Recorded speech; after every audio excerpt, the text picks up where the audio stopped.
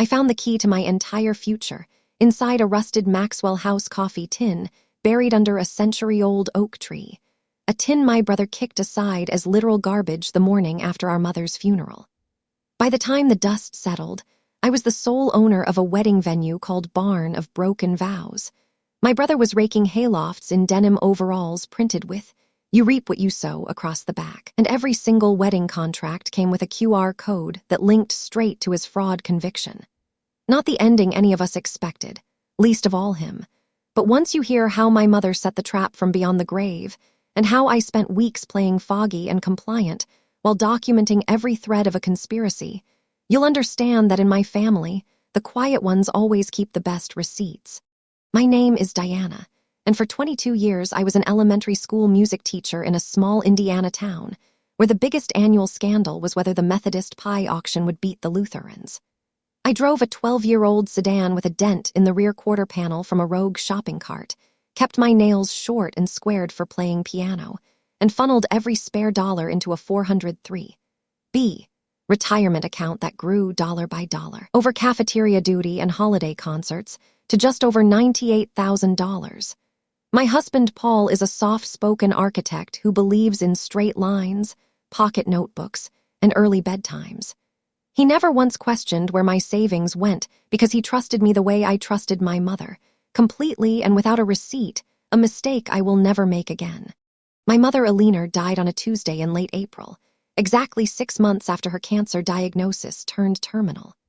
The farm had been in her family since the Coolidge administration, 140 acres of corn stubble and windbreak pines, with a massive red barn that my great-grandfather raised in 1919. That barn was the only thing my older brother Mark ever pretended to love, and the only thing I ever poured my soul into. 4 years earlier, when Mark was between a failed franchise attempt and a cryptocurrency wallet that got drained by a phishing scam, he pitched me a vision over a pitcher of iced tea on the farmhouse porch. Turn the barn into a rustic wedding venue, split the profits 50-50, and I would be lifetime event coordinator because I had the organizational brain and he had, in his words, the people skills. We notarized a partnership agreement at the county clerk's office on a Thursday morning in June. My $98,000 buy-in documented in black ink on heavy bond paper, his contribution listed as sweat equity and property access. I drained my retirement to the last cent, paid the early withdrawal penalty plus income tax on the distribution, and spent the next 2 summers with a nail gun and a pressure washer, breathing hay dust until my sinuses burned, installing a commercial kitchen that passed health code on the first inspection. I remember the way Mark stood holding a clipboard while I balanced on a ladder running electrical conduit for the chandelier, remarking that I was surprisingly handy for a piano teacher. The barn, which we named Eleanor's Loft after Mom, booked 18 weddings its first full season before my mother's illness forced us to pause operations.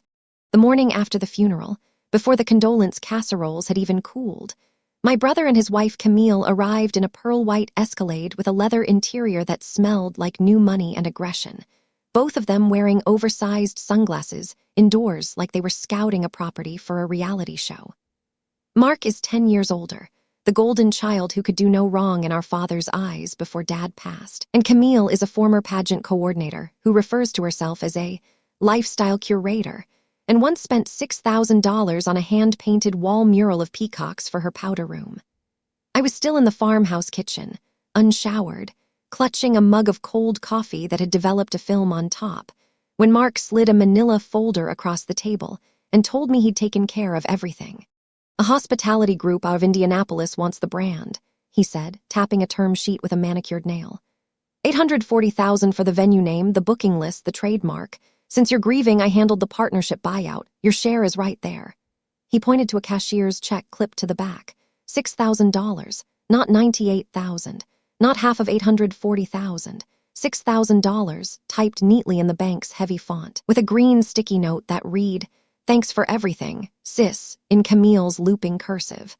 I remember the sound of the refrigerator compressor cycling on in the silence that followed, the hum filling the space where my scream should have been. I remember Camille crossing her legs, the whisper of expensive linen, and checking her phone while a notification pinged. I remember the way the fluorescent light hit the notary stamp on the buyout document he placed in front of me, a document I had never seen, with a signature that supposedly belonged to me but slanted slightly left, a uniform slant, when I always sign with a rightward hook because I am left-handed and hold the pen at a corrective angle my third-grade teacher, Mrs. Del Vecchio, drilled into me over a semester of cursive drills. I did not scream. I did not throw the check. I inhaled, counted to 4 using the box-breathing technique I taught anxious 5th graders before recitals, and told him I needed time to process.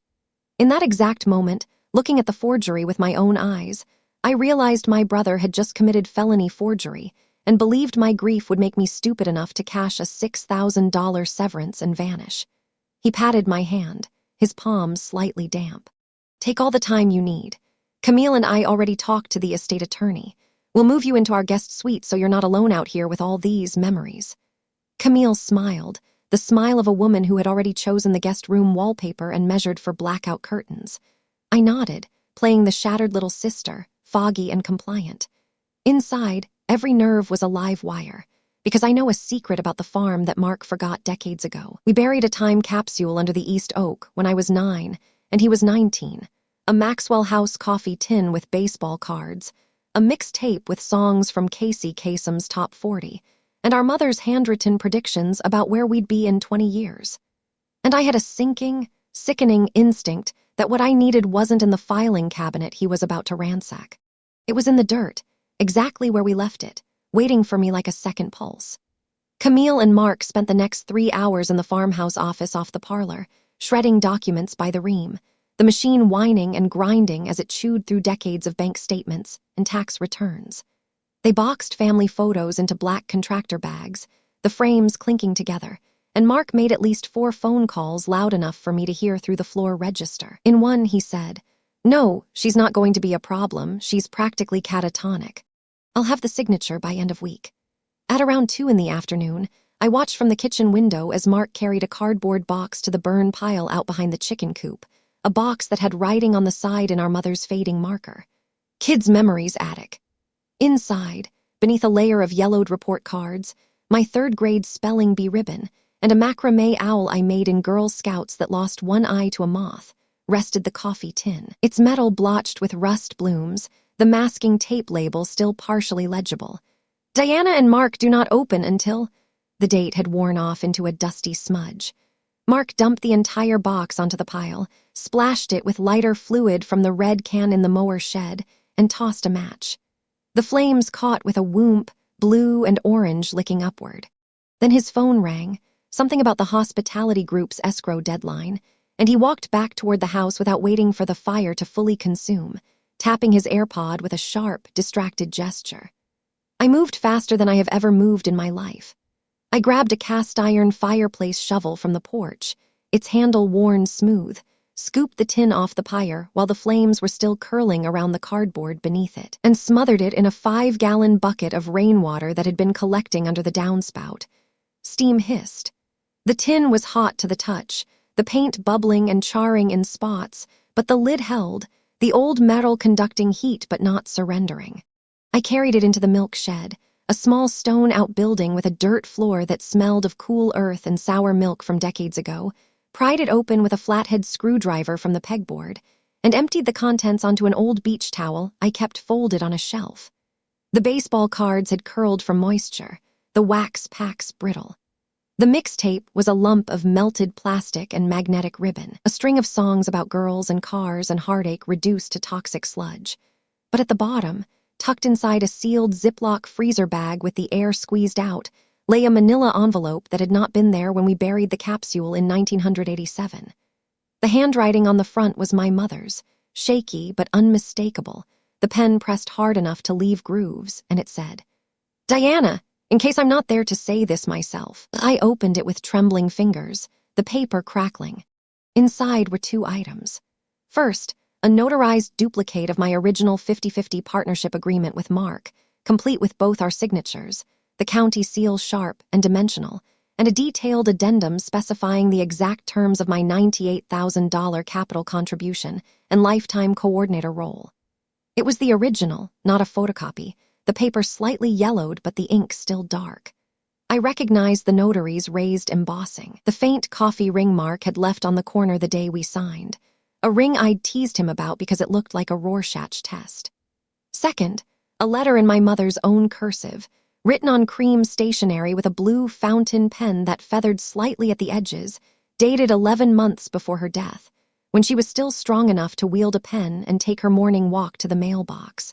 It read, "My sweet girl, if you are reading this, I am gone and your brother has already tried to erase you. Mark is not like us. He never was. I watched him drain your father's trust, and I will not let him drain your future. The Barnes deed is held inside an irrevocable trust I established with Kruger and Hart LLP last spring.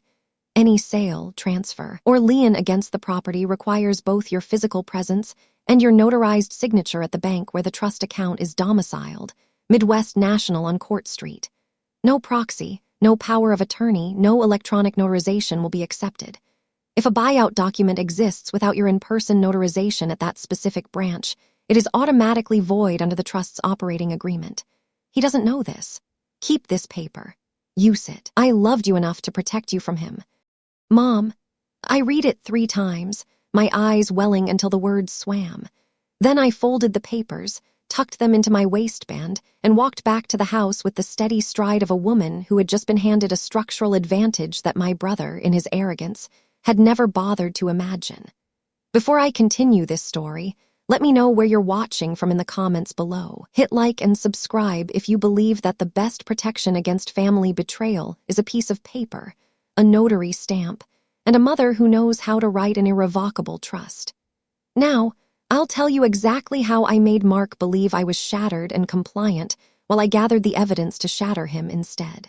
I moved into Mark and Camille's 6-bedroom McMansion the following Saturday, carrying a single suitcase and the manila envelope taped flat against my ribcage under an oversized oatmeal cardigan.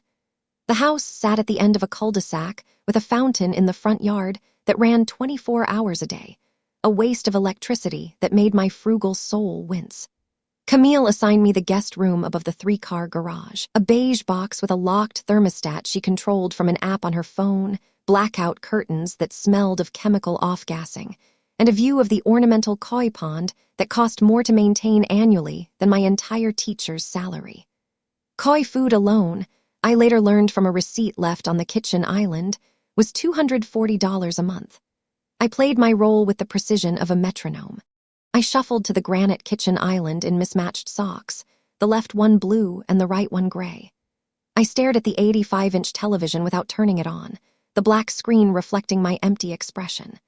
I went entire afternoons without speaking more than 3 words, and those words were usually, "thank you," in a whisper.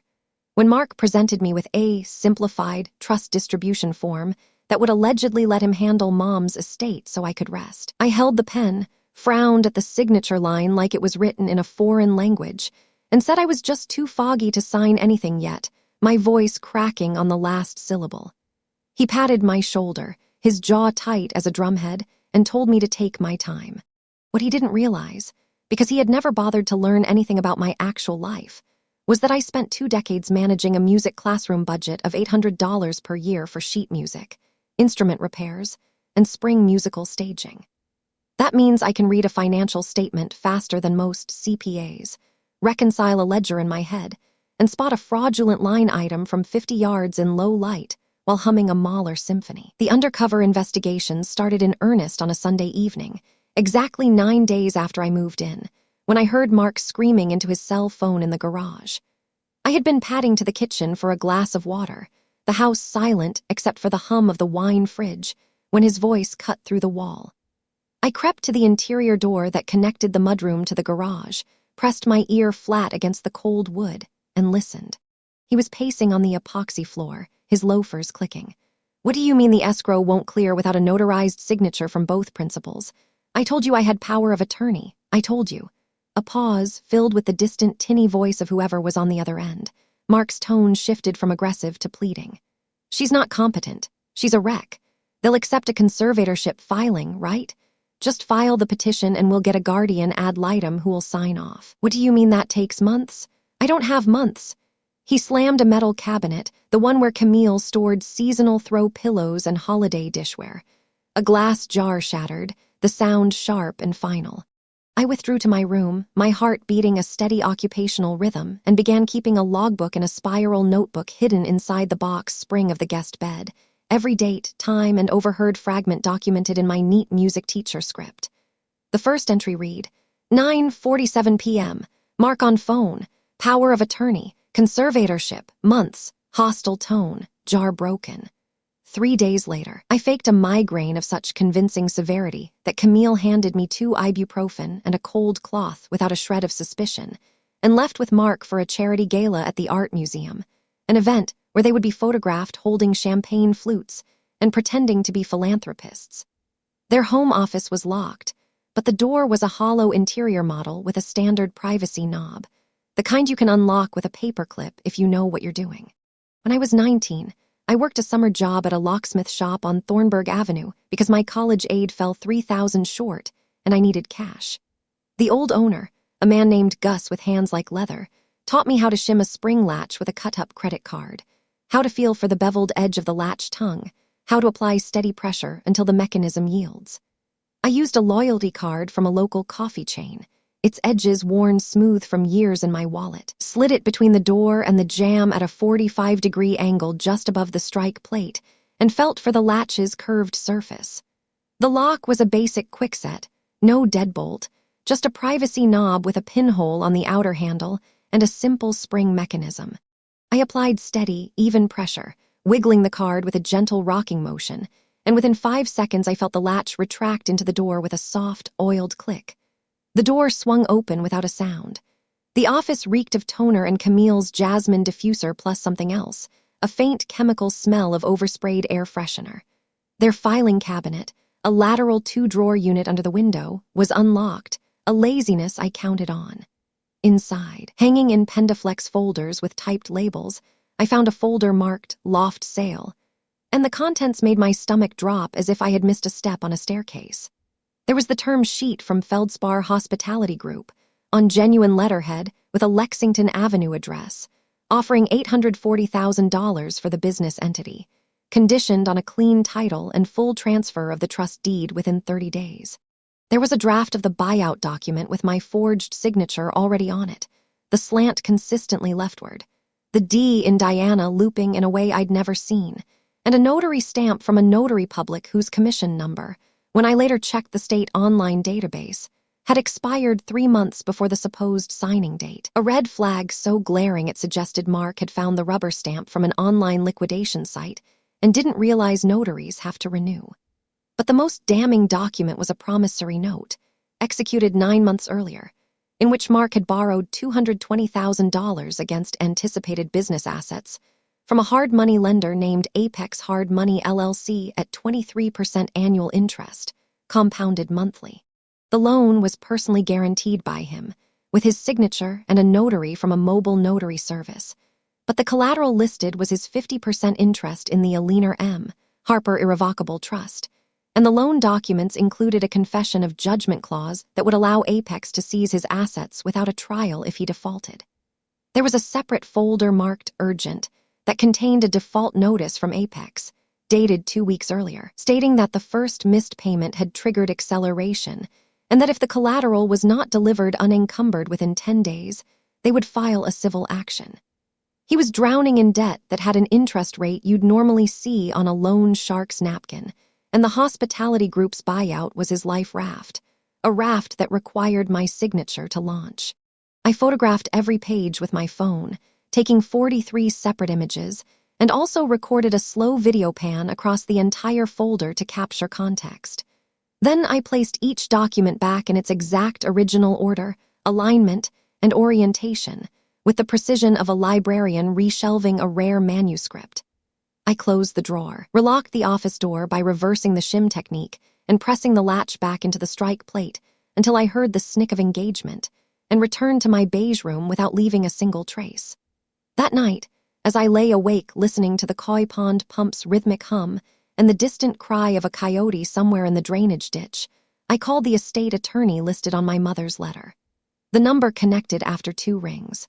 Erica Kruger had a voice like a honed blade, calm and cutting at the same time.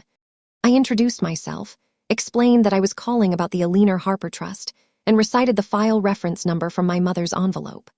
There was a keyboard clicking in the background, and then a long, appreciative pause. She confirmed what I already suspected but had not dared to fully hope.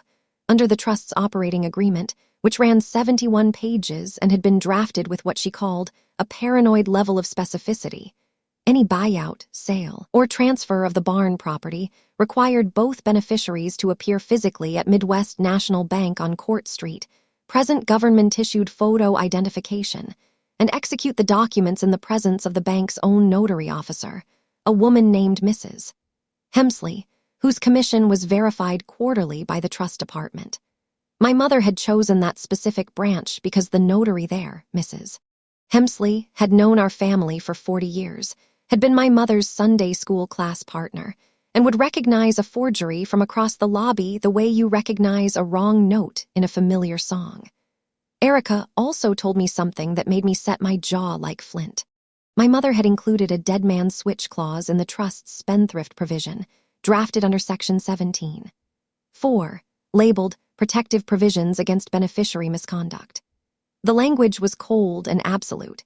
If any beneficiary attempted a fraudulent transfer, filed a forged document, or sought to circumvent the personal appearance requirement, their beneficial interest would automatically and irrevocably convert to a lifetime income interest only, extinguishing their right to control or receive any principal or corpus of the trust, and the trustee would be empowered to claw back any distributions made in furtherance of the fraud. Furthermore, the wrongdoing beneficiary would be removed as co-trustee, and the remaining innocent beneficiary, me, would become the sole trustee and sole controlling beneficiary, with the right to operate the barn as I saw fit. In plain English, if I could prove Mark's forgery, he would lose his share entirely, and I would own everything, no buyout, no payout, no half, just mine. Erica asked if I had the original partnership agreement. I told her I had it, notarized, retrieved from a time capsule that Mark had tried to burn. There was another long pause, this one with a quality I can only describe as deep professional satisfaction. Then she gave me one instruction. Get proof of the fraud attempt on the record, something in the presence of the bank's notary or captured by my own documentation, and the trust would do the rest automatically, like a mousetrap springing. I set the physical trap over the next 3 days, leveraging every ounce of my teacher's patience and a skill I'd learned from decades of corralling fourth graders with recorders and rhythm sticks. Emotional misdirection. On Thursday morning, after a breakfast of dry toast I barely touched, I told Camille I was feeling faint, lightheaded, and that maybe it was time for me to stop being a burden and sign whatever paperwork Mark needed so I could move on. Her eyes lit up like a slot machine hitting 777s. She speed-dialed Mark, who answered on the first ring with a breathless, "Yeah." She cooed into the phone. "She's ready. She wants to go to the bank today." Within the hour, Mark arrived at the house, his tie loosened at the collar, his hair sweat-damp at the temples, and a leather portfolio tucked under his arm. He had the buyout documents plus a separate trust amendment form he claimed would streamline the transfer for everyone's peace of mind. I pretended to be overwhelmed, wringing my hands, asking if Paul should come, if we could wait until after lunch if my blood pressure was too high. Mark practically vibrated with urgency, his knuckles white on the portfolio's spine. No, let's just go now, Diana. This is the best thing for you, for all of us. We'll be in and out in 20 minutes. Camille grabbed her handbag, a leather satchel that probably cost more than the down payment on my old car. I slipped my phone into my cardigan pocket, the recording app already running with a red dot, the audio capturing every syllable. Before we left, I staged the maximum cruelty beat, the test that would confirm I was dealing with people who had no remaining humanity, extinguishing any residual loyalty I might have felt as a sister. I had practiced this moment for 2 days in the beige room with the locked thermostat, replaying medical videos on my phone, timing the exact period of hyperventilation to make my face flush, before holding my breath to induce a sudden pallor. In the foyer, in front of the large gilded mirror Camille used to check her lipstick before every outing, I let my knees buckle. I collapsed to the polished marble floor with a full-body thud, clutching my chest with clawed fingers, gasping like a woman having a cardiac event. I let out a choked, whispered, "I can't breathe," while my eyes fluttered in a realistic simulation of distress. Camille froze, her hand hovering near her mouth, her expression shifting from shock to something closer to annoyance, like I was a party guest who had spilled wine on her upholstery. But Mark, the brother who used to push me on the tire swing until I laughed so hard I hiccuped, looked down at my crumpled body with an expression I can only describe as clinical impatience. He did not check my pulse. He did not call 911. He did not even crouch down to ask if I was okay.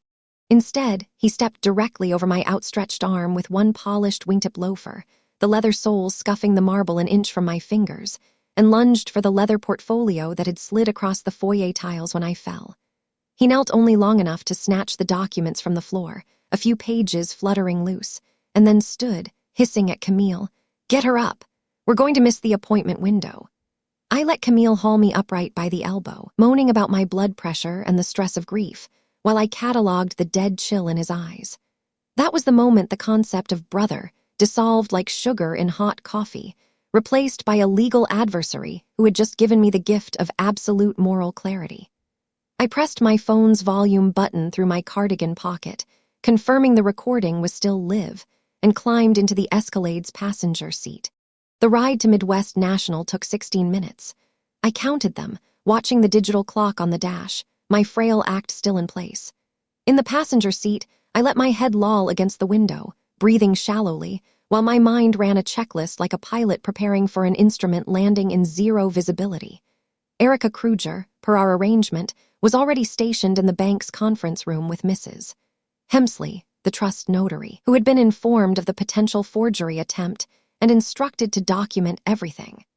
A community police officer named Sergeant Dawes, a man who had coached my nephew's Little League team a decade earlier, was positioned inconspicuously in the lobby behind a brochure rack advertising home equity loans, wearing plainclothes, but with his badge visible on his belt. I had the original partnership agreement, my mother's letter, and a thumb drive containing the digital photographs from my office break-in, all zipped inside an inside pocket of my cardigan, the bulge hidden by my slouched posture. The only variable left was Mark's reaction when the machinery of my mother's trust snapped shut around him like a steel jaw trap. The confrontation happened under fluorescent lights that hummed at the exact frequency of a B-flat, between a potted ficus and a mahogany conference table that smelled of lemon polish. The bank conference room had a window looking out onto the teller line, and I could see Mrs. Hemsley at her desk through the glass, her reading glasses on a chain around her neck. Mark spread the documents in front of me with the theatrical flourish of a magician revealing the final card, clicking his pen, and gestured to the multicolored signature flags. "Sign here, here, and here, and Mrs. Hemsley will notarize the amendment and the buyout. This is it, Di. Clean break. You walk away with a fresh start." Camille stood behind him, her smile a glossy, predatory wedge of teeth and lip gloss. I looked at the buyout signature line, at the forgery that already existed on the duplicate, a forgery he was about to ask the notary to verify against my government ID. I held the pen in my left hand, the hand he'd mocked for years because it made my handwriting crooked and my eating utensils backwards. I set the pen down with a deliberate click, and I said very calmly, "No." Mark blinked, his lips parting. "What?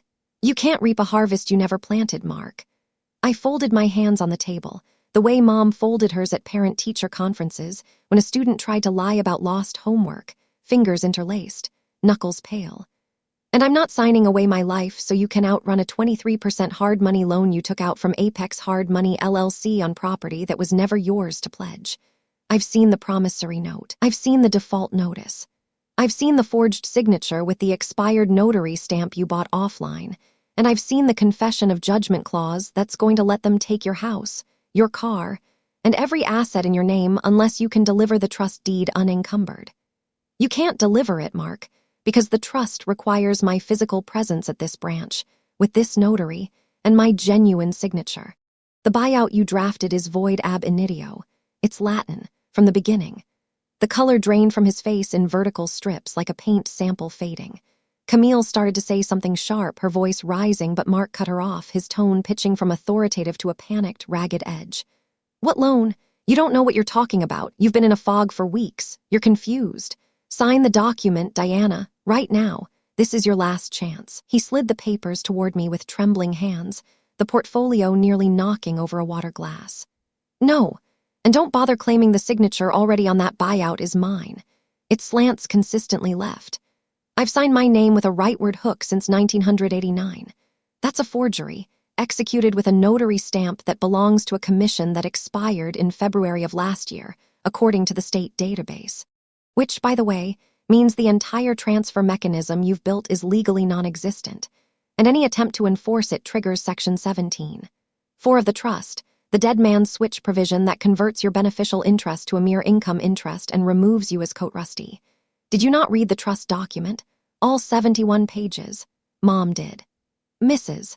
Hemsley stepped forward from her position by the door, her reading glasses now perched on her nose, and peered at the buyout document he had placed before her. She didn't need to be told. She lifted the paper, held it to the light, examined the notary seal, and then looked at Mark with the disappointment of a Sunday school teacher who had caught a child stealing from the offering plate. "This document was not notarized by me," she said, her voice carrying the quiet authority of a woman who had witnessed 40 years of human behavior in a bank lobby. "And the stamp number belongs to a commission that expired in February of last year, as MS. Harper stated. I'm required by law to report this to the state notary division and to the bank's fraud department."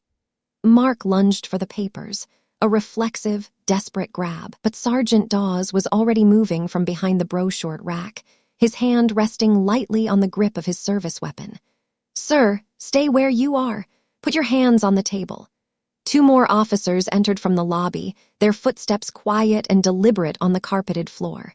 Camille began shrieking about lawyers, about false accusations, about how I was a jealous spinster who couldn't handle success, and how this was elder abuse of the psyche.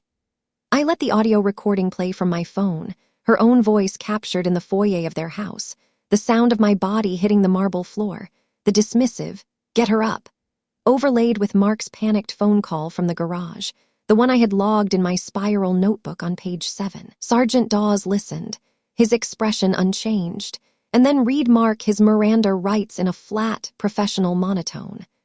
Erica Kruger arrived 10 minutes later, having driven from her office downtown, and took possession of my original partnership agreement. She certified its authenticity against the trust records on file, a process that involved comparing the notary seal, the paper watermark, and the ink formulation under a portable magnifying loupe she carried in her briefcase. Within 48 hours, she filed a petition with the probate court to enforce the trust's spendthrift clause, attaching my evidence, the bank's documentation, and a sworn affidavit from Mrs. Hemsley. Mark was arrested on 3 felony counts: forgery, attempted fraud against a trust, and under a separate protective statute, financial exploitation of a vulnerable adult, because my mother's trust fell under a category that the state takes very seriously when the grantor is deceased, and the wrongdoing occurs during the administration period. The hard money lender Apex, upon learning through a formal notice from the trust that the pledged collateral was invalid and unassignable, accelerated the full $220,000 plus accrued interest and late penalties, which by that point totaled over $260,000, and filed a civil suit against Mark that attached his personal home, the Escalade, his brokerage account, and every asset he had listed on the loan application. Camille, faced with the imminent seizure of her curated lifestyle, the koi pond, the gilded mirror, and the peacock mural, filed for divorce 3 weeks later in a petition that cited irreconcilable differences and financial fraud, and moved into a condo in Boca Raton that her mother paid for in cash, leaving Mark alone in an empty house with no equity, a mounting legal defense tab, and a county sheriff's notice of foreclosure on the front door. The aftermath was quieter than I expected, but it carried a deep, resonant satisfaction that no theatrical outburst could match. The hospitality group Feldspar withdrew their offer 2 days after the arrest, citing reputational risk, because no national hospitality brand wants a venue associated with a criminal forgery scandal that made the front page of the local section and the business pages of the Indianapolis Star. I held the barn, free and clear, under the trust's reconfigured terms, making me the sole beneficiary and sole trustee. The community, which had followed the story through court filings, coffee shop conversations, and a surprisingly detailed post on a local true crime blog, embraced the narrative with a fervor I never anticipated. I reopened the venue 6 months later under a new name I chose with a deliberate edge, barn of broken vows. The branding leaned into the backstory without shame. The rustic chic aesthetic built around reclaimed barnwood bars, vintage candelabras from estate sales, and a small display in the foyer that explained the family history in neutral, factual language, accompanied by a framed copy of the court judgment. The first weekend we opened, a bride from Cincinnati booked the venue specifically because she'd read about my mother's protection and wanted to get married in a place where a woman's foresight was literally built into the walls. Every wedding contract, clipped to the back of the catering menu, includes a QR code printed on the final page in a font that mimics an old wax seal. When a bride or groom scans it with their phone, they're taken directly to a public records portal that displays the full civil fraud ruling against Mark, the trust litigation outcome, and a statement I wrote myself. This venue was saved by a mother's foresight and a sister's refusal to be erased. We believe in honest starts. We believe in paper trails. And we believe that the vows spoken here should be the only things built on trust. Couples book specifically for that story.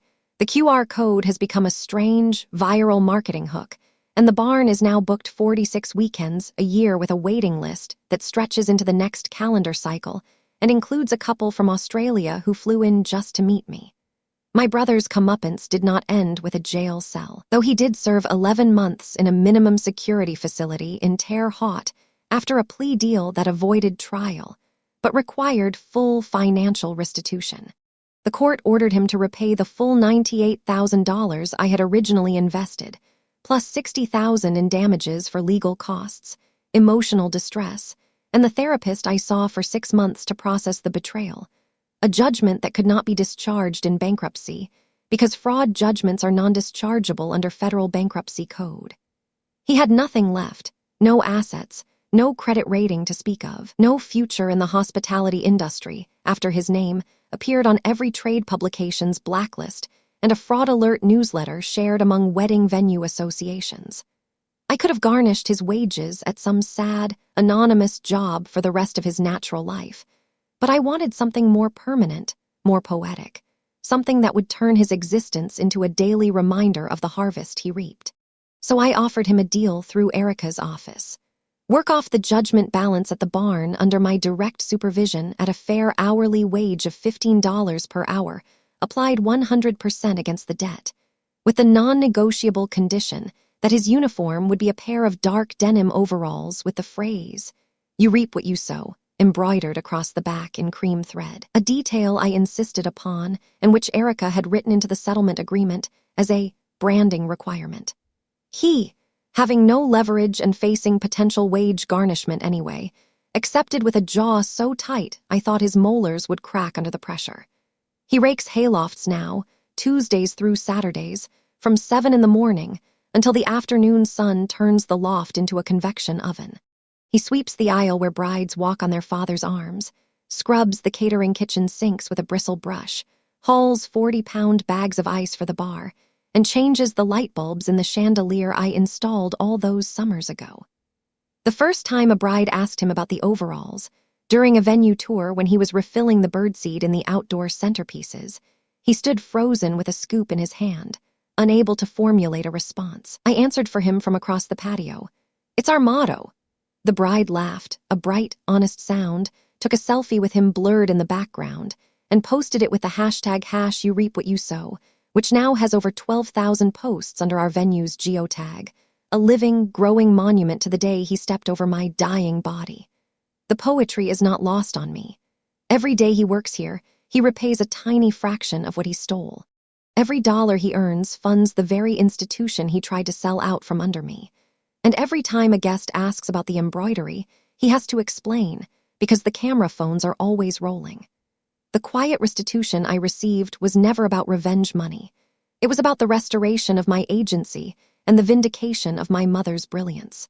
I kept her original letter framed on my office wall, matted in archival cotton, next to a photo of her standing in front of the barn when it was still a drafty shell, holding a hammer she barely knew how to swing, but insisted on swinging anyway because she wanted to build something with her own hands before she died.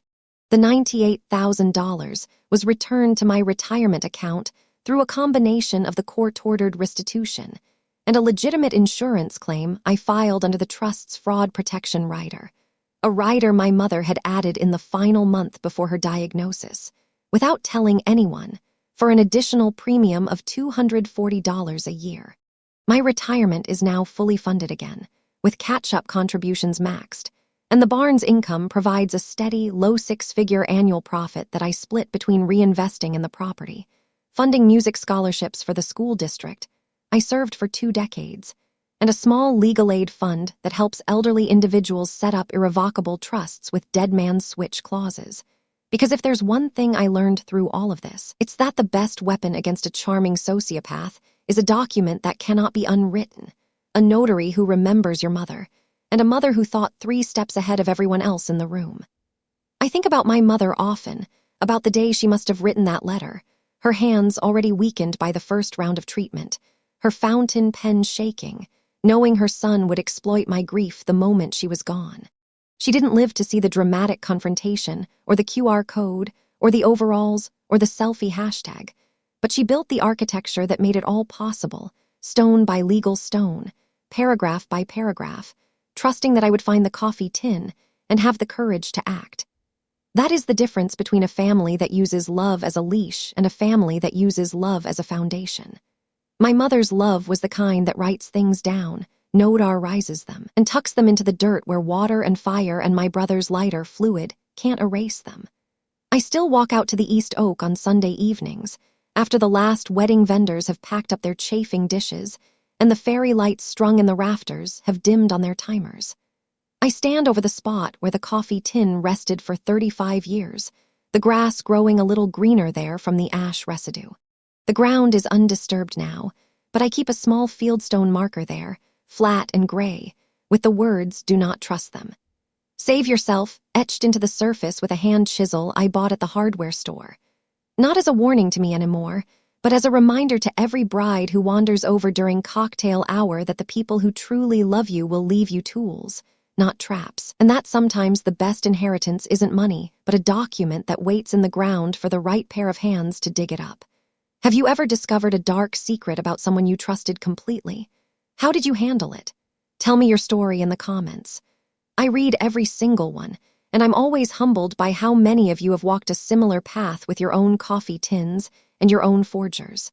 If this story resonated with you, please like this video and subscribe to the channel, and hit that notification bell so you don't miss the next one, because I believe that the quiet ones, the planners, the note-takers, and the mothers who think 3 steps ahead are the real architects of justice. Thank you for watching. I'll see you in the next story.